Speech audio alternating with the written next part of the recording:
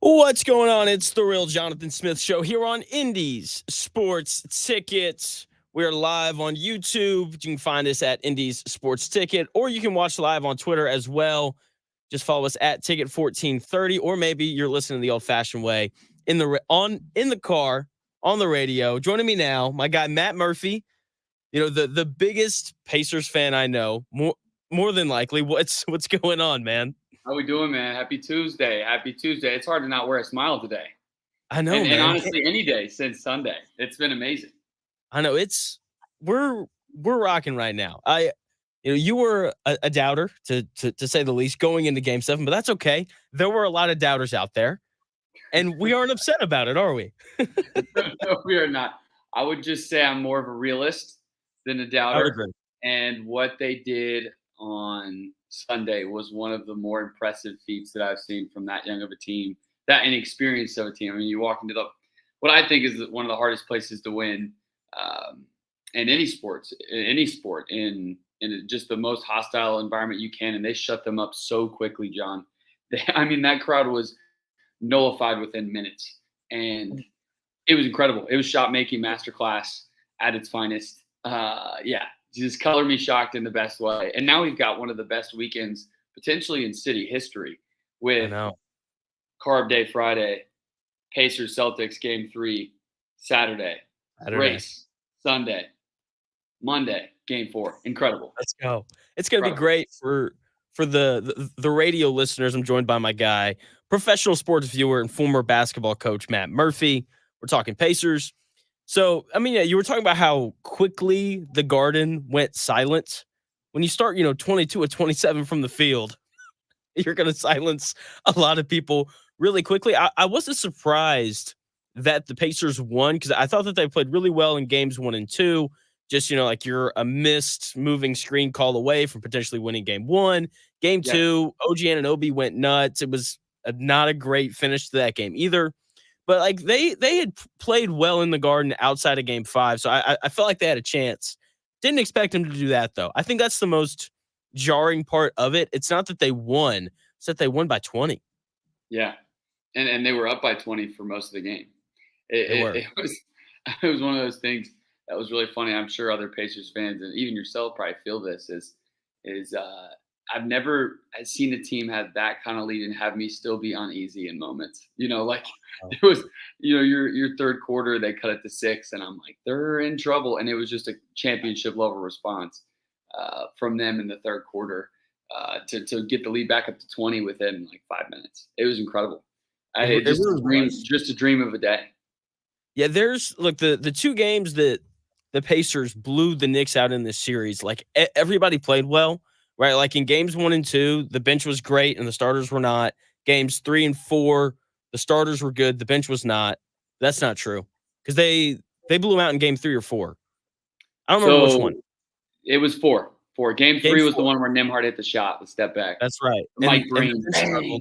It Yeah, was great. That's the best yeah, feeling in the world. Just yeah. inject Mike Breen yelling "bang" for my favorite teams into my veins at all times. Um, and so yeah, in game 4, like the bench and the starters play well, and At all they times. blow them out. Game 5, nobody plays well. They get blown out. Game 6, I thought that the bench was okay. They weren't great in that one. I was more of the starters. And then game 7, like McConnell was really good. Ben Shepherd's been awesome in the series as a whole. I know he's not scoring a Whole ton, series. but he was really good. And then obviously, game 7, Neesmith didn't miss a shot. Nimhard, 8 of Incredible. 10. I mean, just a complete performance, and that is what I think the Pacers are gonna need to have any sort of chance against the Celtics, because this is like they're an absolute monster. Like their starting lineup, you can make an argument it's the best in the league. Yep. They've got some guys off the Yep. bench. If you like short white guys that are energetic and just bring intensity and competitiveness to the game, this is the series for you. TJ Yes, it is. McConnell, Evan Pritchard, gonna be great to watch those guys go at it. White guys Yeah, are back in this series. It's gonna be great. good What for are us. your initial thoughts on this series against the Celtics? Yeah, I mean, initial thoughts would be we're playing with house money. It's honestly like you're here and you're way out of schedule. As a reminder, this is a team that people projected would win 35 games, before the season. They're in the Eastern Conference Finals, one of 4 teams left. So, yeah, first thought is you're playing with house money, and it's great to even be here. And I think they could go get beat in 5 games as long as you compete. I don't think anybody's going to be, at least internally, would be in terms of Indianapolis. Like as a fan and fans across the board, you just want them to compete. Like just have the games be somewhat competitive. Don't get blown out of the water. Me personally, I've got the Celtics in 6. I think the Pacers are the type of team that the Celtics didn't want to see. I'm pretty confident the Celtics wanted the Knicks to win that game 7. Just knowing the Pacers are really good at something, right? The Knicks they have a 1A guy, sure, but the Pacers have a top 2 offense in the league, and the other offense is the Celtics. Yes. So it's like they've been 2 of the best offenses in the league in general. And when you're looking at a team that does something really, really well, it's scary, and it's something that I don't think the Celtics want to see a team like that. I think I'd rather have seen a team like the Knicks that are, hey, we're gritty, we're tough, and the Celtics I think would have beat the Knicks probably in 5. And I just think the Pacers have more of a chance to get in a track meet with them and get hot like they did in Game 7, like they did in Game 4. And if the Celtics don't have shots go down, the Pacers win games. Right. That being said, it's hard to sustain what the Pacers have done against an offense like this because they typically rely on their offense to win games when someone can just flat out outscore you like the Celtics. Also doesn't bode well for the Pacers to win this series, I think. But I do think it bodes well for them to make it close and exciting. It's going to be really fun, really, really fun series. It really is. Like you said, these are the top 2 offenses in the league. Once again, joined by my guy, Matt Murphy. These are like you said, the 2 best offenses in the league. The difference is that the Celtics are also one of the best defenses in the league. And I am really interested to see how the series goes. I've got the Celtics winning in 7 because we just don't lose at Gamebridge. It just doesn't happen. And the Celtics have proven in this playoff run against what I would say are lesser teams in the Cavs and the Heat that they will lose games at home, right? They lost game 2 at home against Miami. They lost game 2 at home against Cleveland. They obviously responded and won games 3, 4, 4, and 5 to win those series. But this is a team that can lose games at home. Here's the thing that I like about this series. The Celtics love to shoot threes. Mm-hmm. And as a team, as a collective, they shoot it really well. They shot 39% from 3 during the regular season. They're shooting 38% from 3 in the playoffs. But here's the thing. Jason Tatum, who I have very mixed emotions about, a guy who looks like a top 10 player in the world in some moments. In other moments, Celtics fans, I'm sure, want to get rid of him because he goes through these stretches where he'll take the ball on the perimeter, he'll dribble for 18 seconds, and then take a tough, contested, sidestepping 3. And he's shooting 28% from 3 in the playoffs. So I'm very interested to see if the Pacers try to lull him into taking that shot, if that's going to be part of the strategy defensively. Because outside of that, one-on-one, there's a lot of mismatches out there for Boston. Because let's just be honest, this Pacers team is really bad defensively. How do you think the Pacers are going to go about trying to defend Boston in this series? Yeah, it's good question. And in general, it's just a much different approach than you took against the Knicks. And honestly, much different approach you took from the Bucks because you're really only scared that Brunson would go crazy, right? You're giving him so much attention. All 5 players on the floor, giving him a lot of attention. You're giving obviously Dame when it was just Dame for them, or Dame and Chris Middleton. Those are the 2 guys. It's hey, we're going to give all of our attention here. The Celtics, you struggle to do that because they just do have so many guys. I think the 2 guys you obviously do pay the most attention to is Tatum and Jaylen Brown.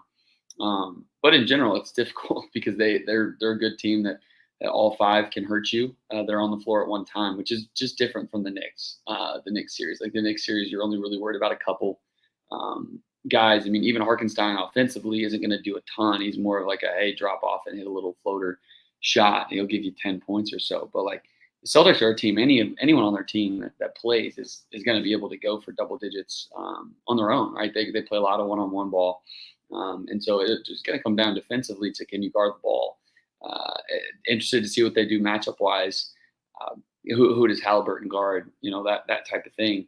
But yeah, I think defensively it's just going to be a lot of. I say it a lot. I said it when I was coaching a lot, but guard your yard.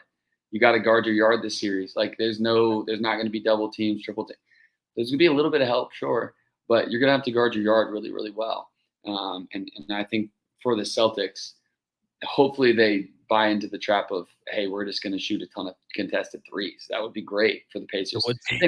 they make them, great, go ahead. But like if they get a game where they were cold, the Pacers should win. So yeah, if Tatum takes that shot and shoots 20% in the series, I say please go ahead. I'll shake Yeah, his hand yeah, and say I appreciate it. yeah.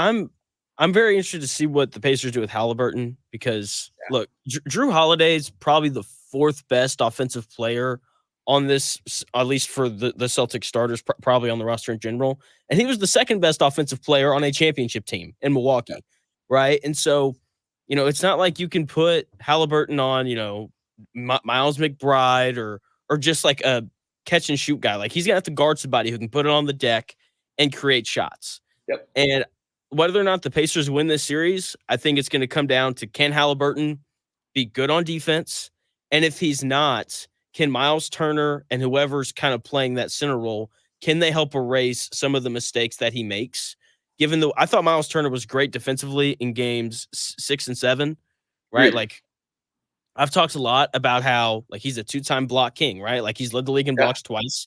That being said, over the course of this regular season and the last regular season, I felt that he had regressed a little bit on the defensive side of the ball, but he's got to be an elite rim protector if the Pacers are going to have any sort of chance to win this series. totally agree. Especially I think with Porzingis being out for the first couple and maybe even leaking into games 2 and 4. I know Al Horford can shoot. He's just less of a presence Yeah. offensively. Certainly, Luke Cornett would be the same there. Just less of a presence offensively than Porzingis. So really doing, especially when Cornett's in, like doing a really good job of providing some assistance to people like the Halliburtons of the world and honestly the Nimhards of the world. He's touted as a really good defender, but he kind of got cooked in the next series. So hopefully Yeah. he's got a little bit of a bounce back in him. I think you Even though have to like wait really quick, who are you putting on Tatum and Brown if you're the Pacers head coach? I think Neesmith will get one of them, and I think they'll go Siakam for the They other have one, to. The size. just for the size reason. Yeah, that's how I think that they'll start. Even though, to be fair to Nimhard, I thought he got better as the series went on defensively against Brunson, Agreed. especially in Game 7. Like when Neesmith picked up the foul early, I was like, oh gosh, like we're gonna go to Nimhard Yeah. here, and this is gonna be rough. I thought he Yep. did a lot better of closing space because I thought he was just giving Brunson too much air room, and then he got cooked. And so I thought he got better throughout the series. To be fair to Nimhard, once again joined by my guy Matt Murphy. I think tonight is the Pacers' best chance to steal a game on the road. The Celtics haven't Really. played in 6 days. They're going to Mhm. come out a little rusty. I think there's a real possibility the Pacers come out and they go up by 12 in the first like 6 minutes or whatever. It'd be And a then at that dream. point, it would be a dream. At that point, it'd be can they hold the lead? No Porzingis tonight. I like their chances tonight more than any other game. With that being said, they opened as 10-point underdogs, which feels like a bit much, Yeah. especially with how Porzingis being in the lineup and just knowing how well this team scores. Do you like the Pacers' chances tonight? Do you think that they play better in game 2? Because Carlisle kind of seems to be more of a game 2 and on kind of coach. What do you think Sure. about their chances tonight? Yeah, good question. I think actually was thinking a little bit of the opposite of you. I think tonight has potential not to get ugly, more so it's just difficult to come off an emotional high in game 6 and 7 and 2 days later, hey, now I'm playing Boston. Whereas I mean Boston has had 6 days to prep for both teams where the Pacers really didn't have time to look forward at all. I mean, they obviously know everybody in this league knows everybody, but um, I think I like the Celtics tonight. That being said, I did take the Pacers to cover for sure. I think 10's too much for a team that scores. 10's a lot. Um, yeah, and so for them, for the Pacers, it's been clear. It's either they get blown out or the game is close or they win. Like it's there's no like I don't like the 10 line because if the Pacers score, it's really going to be Boston's going to have to score 140. I Yeah. think or 135 to Which they can do. cover. And well, yeah, it's true. So yeah, in general, I think just flow of the season with the Pacers, flow of heading in from a game 7. I don't know if momentum carries over just because I think there's so much focus on game 6 and 7. I think that takes a lot of energy and toll on the players, but it doesn't mean I think they're going to come out flat. More so, could see, you've seen it in the series against the Knicks. They've had a couple good games, and then they have a dud, and then a couple good. Same thing in the Bucks. So I think games 1 or 2 is going to be a dud, and they will get blown out. I don't think that's tonight. I actually think their best chance is going to be in game 3 or 4 to steal one. Sorry, not 3 or 4. I was 2, 5 and 6. Sorry. The next Sorry. 2 on the road. That next set of 2 games on the road would be what I would say. So 2 or 5, right? Or 7. Or 7. Hey, why not? Let's shoot 67% of the floor from the floor again in the other garden. That sounds great. Team is 1-1 in game 7s. So there you go. Just saying. Okay. Just saying. Last question, because this is like Pacers Celtics tonight, big series. I'm going to be really honest. I am more excited and intrigued by the Mavs and the Wolves. So good. I like Dallas to win the series. Once again, joined by my guy, Matt Murphy. I like Dallas to win the series. I think Minnesota was built specifically to beat Denver. They are not built to beat Dallas. Like, they don't have anyone who can really guard Luka. I know McDaniels and those guys were great against Jamal Murray. Jamal Murray is like 6'4", like 200 pounds. Luka's, 6'7", 250 pounds, and he's going to be an issue. Also, Minnesota, they want to get downhill. They want to slash and get to the rim. The Mavs, their rim protection has been awesome throughout the postseason and really ever since they traded for Gafford.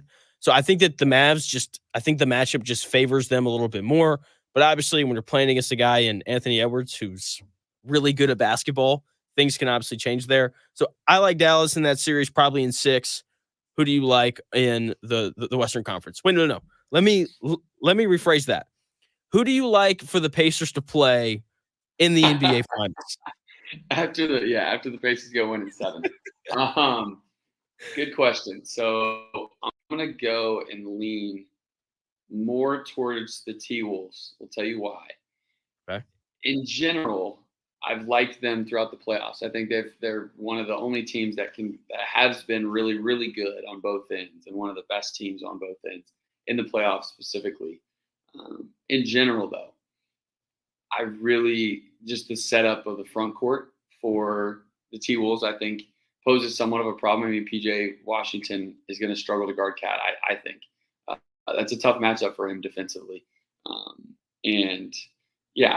Just the Nuggets series was so weird, where it was the T-Wolves played really, really well, and then they played really, really poorly, and then they played really well again. So I think that they steady out a little bit, and I think they're more a full team, whereas I see Dallas more of a, hey, we've got 2 guys. I just think the T-Wolves are a little bit more complete, and I've been high on them throughout the season. Like, I picked them to be in the finals, so I got the T-Wolves in 6. Okay.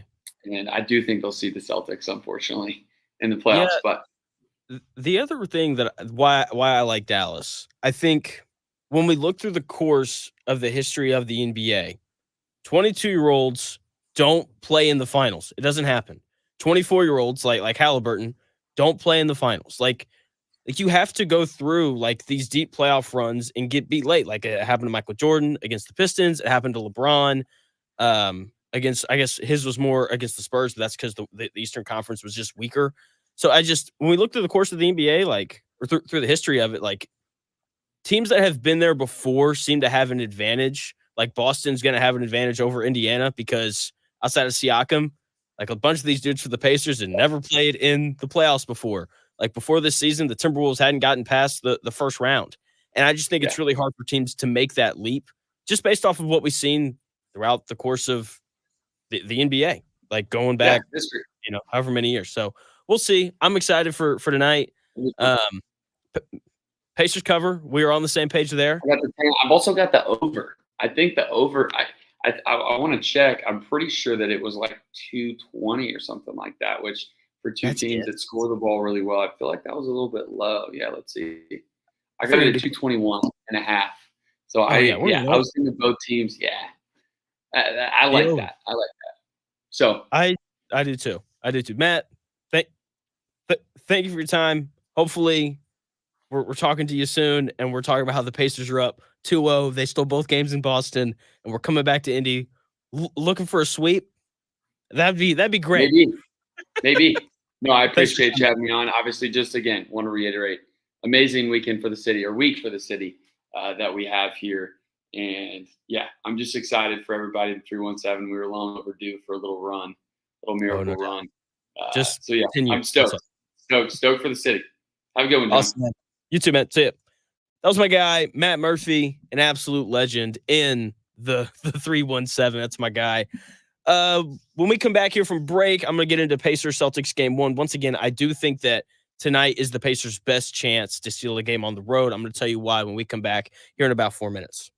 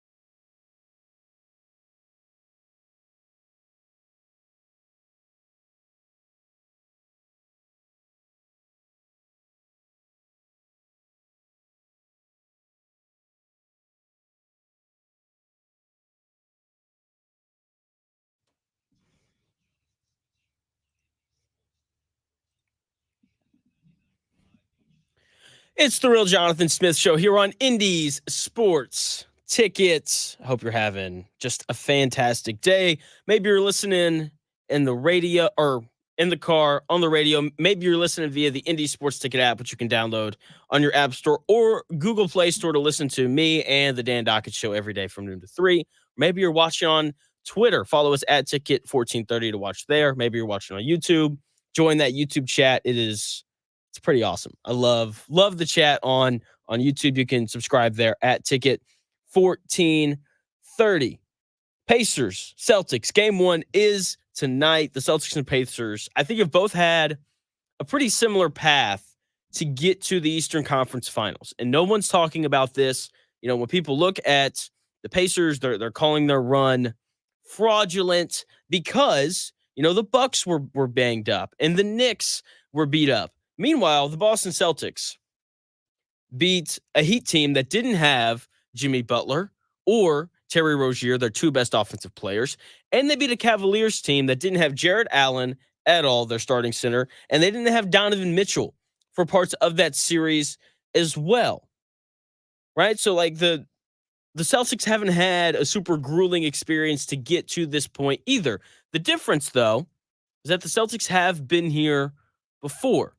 Okay, like they were in the Eastern Conference Finals last year with Joe Mazzulla as their head coach, right? Jason Tatum and Jaylen Brown have played in the NBA Finals before. They've been to the Eastern Conference Finals or better 6 out of the last 8 years. Like, this team is seasoned. They've been here before. None of this is new to them, while everything is new for the Pacers, except for, of course, Pascal Siakam, who's won a title with the Raptors. Here's another difference. The Celtics took the beat-up Miami Heat and the beat-up Cleveland Cavaliers and disposed of both of them in 5 games, while the Pacers struggled for parts of their series against the Bucks and the Knicks, right? So don't get it twisted here. The Celtics are a much better team, but the Pacers and their offensive explosiveness gives them a puncher's chance in every game that they play. Okay, like they're kind of like Mike Tyson, right? They can come out and they can hit you with a 20-4 run and the game is over. Okay, just one run like that, and that might be all she wrote because this Pacers team is so good offensively. Okay, the Pacers are very capable of winning the series, but I don't think that they're going to.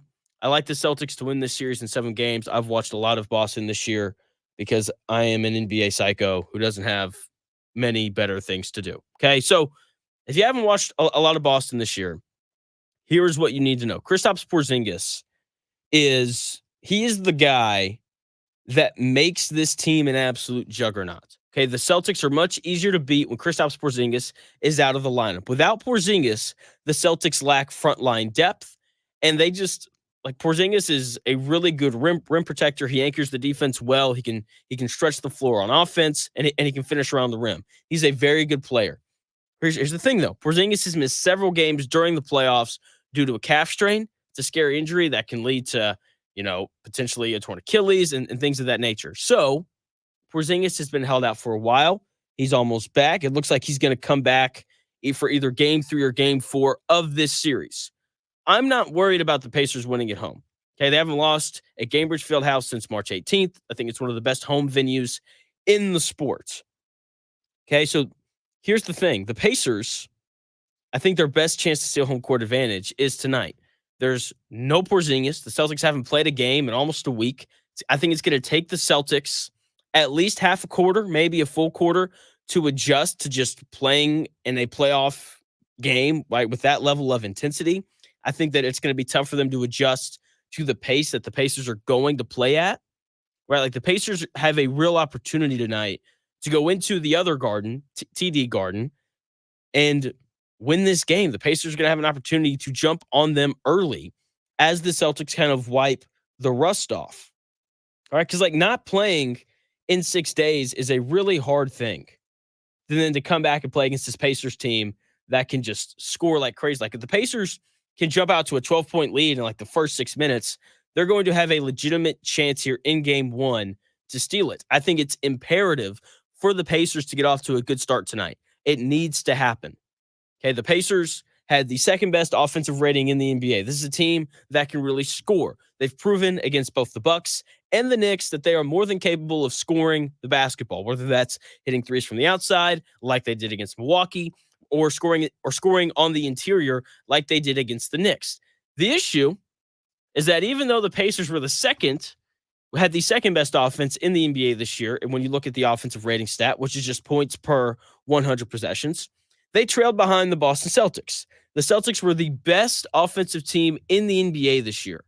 Okay, the Pacers are much improved defensively, though, right? Like that is the reason why the Pacers are in the Eastern Conference Finals. Okay, as bad as they were, especially in the first half of the regular season defensively, they have gotten better. Post All-Star break, the Pacers were 18th in defensive rating. That is about average. And when the offense is this good, if you're average on defense, then you can win a lot of games. Okay, and that's good enough to beat a lot of teams. But I just don't know if it's enough to beat the Celtics because they are also obviously awesome on offense. This is also one of the best defensive teams in the NBA, right? But let's start with the Pacers. How are the Pacers going to defend the Boston Celtics? Okay, the headliners for the Celtics, the names that you need to know: Jason Tatum, it's one of the 10 best players in the NBA. Jaylen Brown, that's a top 20 player on the planet. Those are the two guys that this very dynamic offense runs through. Okay, everyone else on the floor for the Celtics, everyone else can shoot, and everyone else is capable of creating a shot. Okay, Derek White should have been an all-star this year, right? He's going to start at one of the guard spots. Okay, he's averaging like 18 points a game. Drew Holiday, that's a former NBA champion with the Milwaukee Bucks. He was the second best player on that team. He's the fourth best player on this roster. Okay, and then of course you have Al Horford, who embodies winning in every single way. That's going to be the starting lineup tonight because there's no Porzingis. Obviously, when Porzingis comes back, they'll slide Al Horford to the bench, right? And Porzingis is obviously highly skilled offensively himself. And they are loaded with two-way players. Every guy there that I just mentioned can also play defense. Okay, Aaron Nesmith and Andrew Nembhard are both going to have to be at their best defensively for the Pacers to have any sort of chance to win this series. I know that Aaron Nesmith will. The Celtics drafted Aaron Nesmith and then traded him to the Pacers. Okay, so he always gets up for these games when the Pacers play against the Celtics. Pascal Siakam is likely going to be called on to defend Brown or Tatum. He's a very capable defender, right? And I talked about his defense last series against the Knicks. I thought he was good. Didn't think he was great. He's going to have to be really good on the ball in this series for the Pacers to have a chance. Okay, the other two players that have to do their jobs defensively, because I think that a lot is going to be put on him, all right, on these two guys. Okay, Tyrese Halliburton and Miles Turner have to be really good in this series, right? Because Joe Mazzulla, he's a young coach. He is a matchup hunter. Okay, the Celtics, so some teams like the Pacers, they run like an on-ball screen action in order to create a good look, right? It's pick and roll, pick and pop with the sole purpose of scoring. The Celtics, they set screens to get switches, and then they attack matchups in more of a one-on-one type of thing because they have guys who can beat defenders off the dribble. Okay, so the Celtics are going to test Tyrese Halliburton in this series. We all know Halliburton is not a good defender. It's not a secret. This man can't defend a chair. Honestly, I don't think Tyrese Halliburton could defend me. Okay, I'll just be honest with you. All right, and the Celtics are going to attack him all series. The Knicks did the same thing, but it's going to be different. Okay, the Knicks made whoever Halliburton was defending the screener, right? So he would then hedge the screen and allow Brunson's primary defender to then get back into the play, and then Halliburton would retreat back to whoever he was guarding. Okay, the Celtics aren't going to do that. If the Celtics want to, they can just throw the ball to whoever Halliburton is defending and let them go to work because they have so many guys who are good with the ball in their hands. If the Pacers want to win this series, then Halliburton is going to have to get some stops. Okay, like he doesn't have to be, Dennis Rodman or Scottie Pippen on the perimeter. That's not who Halliburton needs to be. He just needs to be average. Okay, if he can just be an average defender, then the Pacers will be fine because Miles Turner is going to be playing in this series. And in game 6 and 7, we saw some flashes of the elite defender that he is very capable of being. And when Halliburton makes mistakes, Miles Turner has to rotate and protect the rim well. That's what he has to do. Miles Turner, the two-time block champion, very capable of defending the rim at an elite level. Now, it might be a little bit tougher for him in this series, and I'm very interested to see how the Pacers deal with this, right? Because Miles Turner, when he's on the floor, he's going to be defending Al Horford or Kristaps Porzingis. Those are both very good shooters, right? Al Horford, he can step out onto the perimeter and he can knock down threes. Same thing with Kristaps Porzingis. And Miles Turner's going to guard one of those two guys. So if they pull Miles Turner away from the rim, it's going to be really interesting to see what the Pacers do. Because obviously, if Miles Turner's standing 26 feet away from the basket, he can't block shots. So when he is around the rim, he has to contest those shots. But he's going to have to figure out a way to still impact the interior. He's still going to have to find a way to be impactful on the interior defensively for the Pacers in this series if they're going to have a chance. Okay. He has to erase the mistakes that Halliburton and these perimeter defenders are going to make against the Celtics. He has to do it. Okay. And I think that when we watch the NBA, especially young teams, we very quickly can identify different chinks in the armor, right? Like that's part of just young teams being in the playoffs. That's part of the growth. And I think we've seen a lot of growth from this Pacers team throughout the playoffs. But when any playoff team loses, there's usually a thing that you can point to. Okay, for example, the Thunder this year, the youngest one seed in the history of the NBA. They lost to the Dallas Mavericks because they couldn't rebound the ball well enough. Chet Holmgren is going to have to go and work on that in the offseason.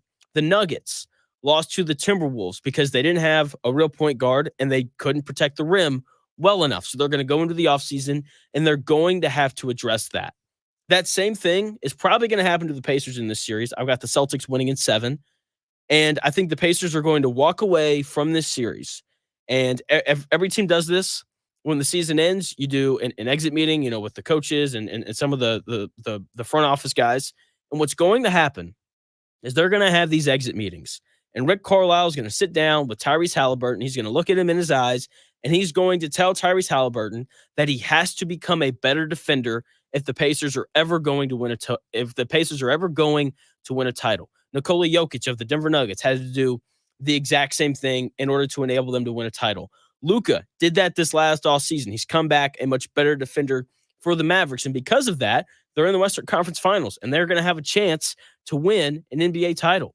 Okay, there are a lot of young players that have to develop their game defensively to give their teams a chance at winning an NBA championship. That is the boat that Halliburton falls into, and I think that's going to be pretty blatant during this series. When we look back on this series, the storyline is going to be, wow, the Celtics are really good, and wow, Tyrese Halliburton is a terrible defender. Now, as bad of a defender as Tyrese Halliburton is, he's awesome on the offensive end, just like the Pacers are in general. This is the second best offensive team in the NBA. So, like the Celtics have to figure out a way to guard the Pacers too. And I'm going to get into that when we come back here in about 4 minutes.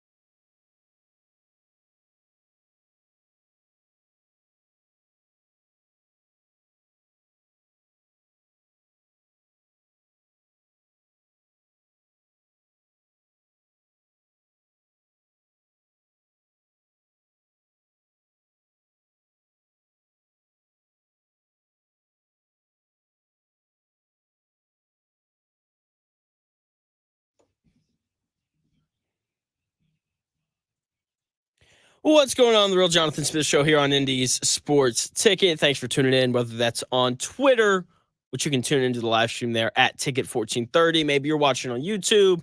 You can find us there at Indy's Sports Ticket.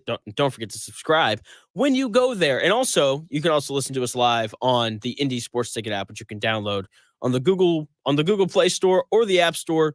You'll need that app to tune into the Dan Dockett Show today from noon to 3. We're still talking about Pacers Celtics game 1 because I think that this series is actually going to be really good. All right, there's a lot of Celtics in 5 takes out there, all that kind of stuff, okay? And I like the Celtics in 7. I think, look, when you can score the ball as well as the Pacers can, there are going to be 2 games in this series where the Pacers just shoot lights out and there's nothing that Boston can do about it, and the Pacers will win because of that. After that, the other 4 games, or 5 games, the other 5 games are up for grabs. And the Pacers figure out a way to win 2 games where they don't shoot lights out.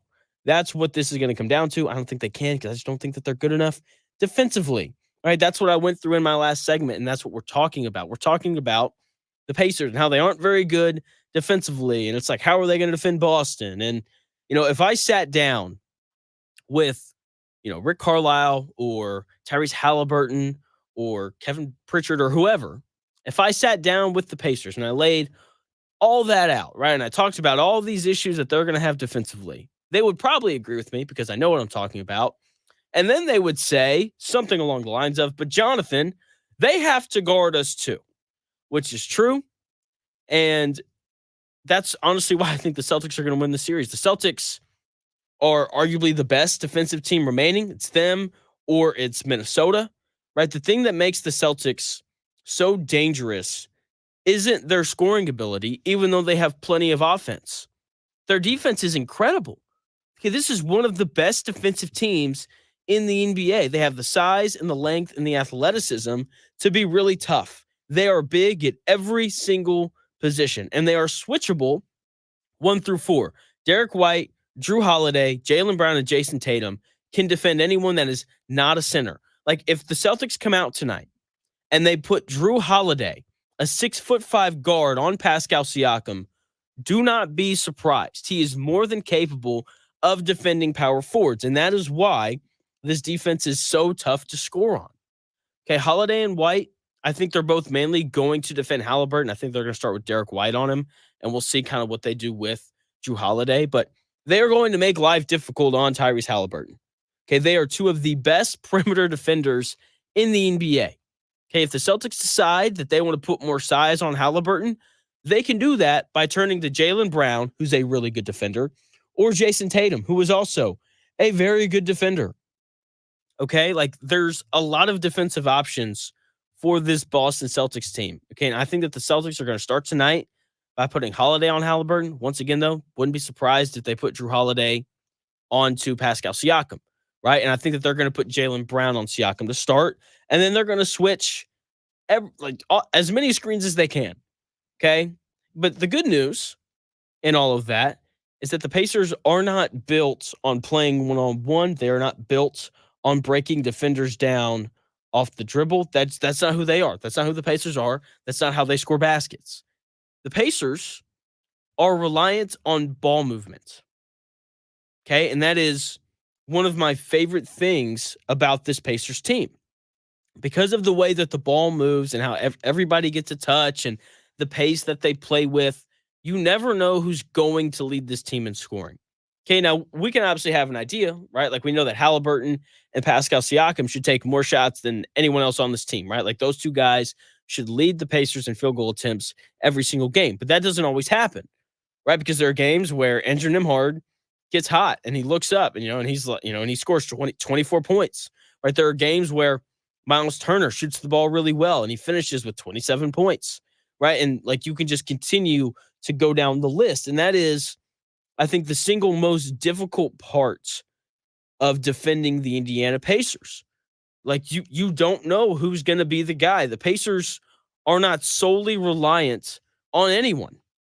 Okay, like, if Andrew Nembhard or Aaron Nesmith lead the Pacers in scoring tonight, I will not be surprised in the slightest. If TJ McConnell leads the Pacers in scoring tonight, I will not be surprised. They have so many capable scorers that I really think it's going to stretch this Boston Celtics defense, right? Because you have to be worried about everybody, right? But late in games, I trust this Boston Celtics team to get stops more than I trust the Pacers. Okay. And I've got 82 games worth to prove why I feel that way. And that's ultimately why I'm taking Boston to win this series. I think this is going to be a really offensive, a lot of points being scored type of series. But I think Boston's going to be able to get stops late in games that the Indiana Pacers aren't. Right? I think that that's going to be the difference. Right now, with that being said, this is a different team, right? And I'm trying to move out of this. The Pacers are playing the Knicks mindset because this series is going to be really different from that Knicks series, right? Like this series against the Knicks was really physical. It's about the interior. Can the Pacers get Halliburton into the paint? Can they keep Brunson out of the paint? Can they rebound?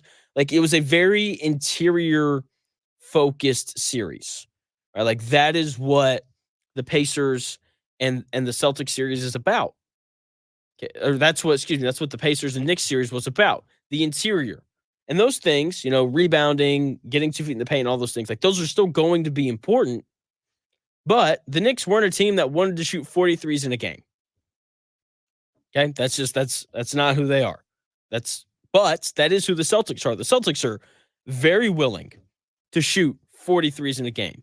The Pacers' ability to close out to the 3-point line and shooters is going to be vital to the Pacers having a chance to win games. Okay, the Celtics are shooting 38% from three in the playoffs. That I believe that's second to the Indiana Pacers, who are shooting who are also shooting 38% from three in the playoffs. There's just a decimal point difference there, right? And the Celtics shot 39% from three during the regular season. Okay, like the Pacers have to close out to shooters. If they don't do that well, then they can get blown out.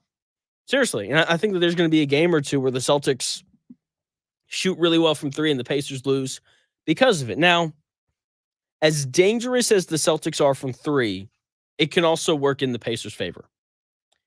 Jason Tatum, he's going to have the ball in his hands more than anyone else for the Boston Celtics, especially late in close games.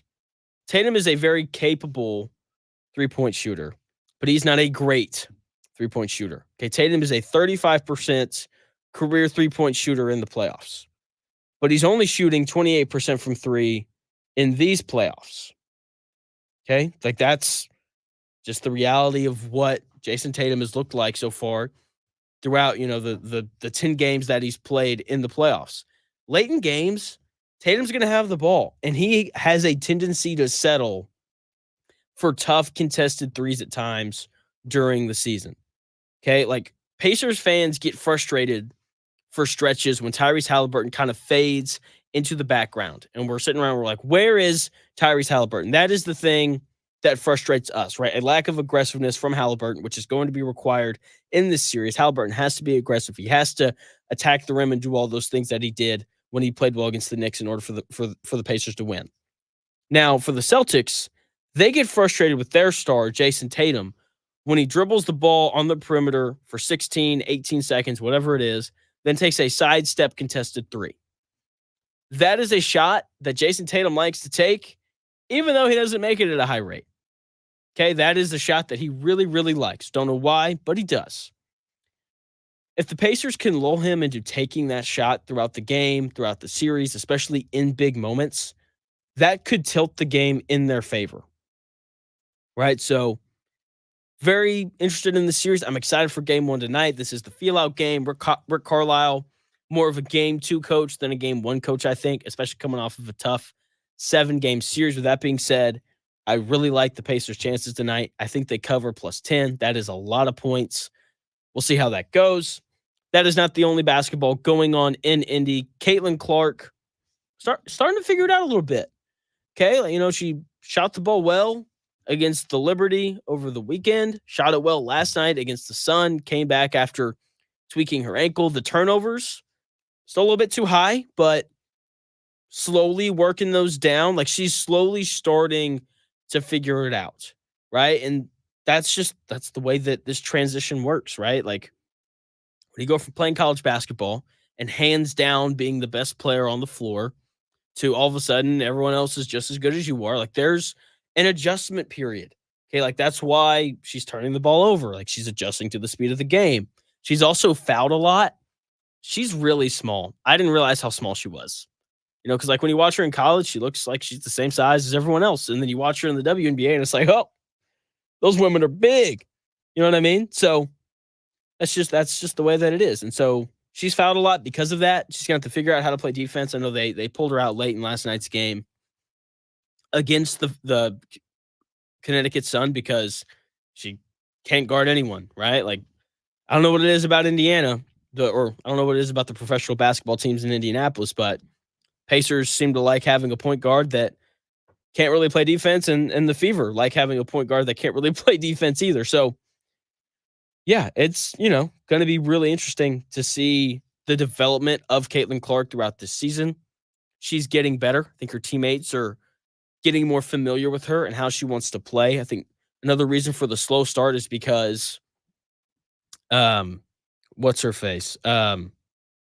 Kelsey Mitchell, right? Like she was out to start the year. And with a sprained ankle, she's slowly starting to come back. She had a stretch in last night's game where she really kind of got it going.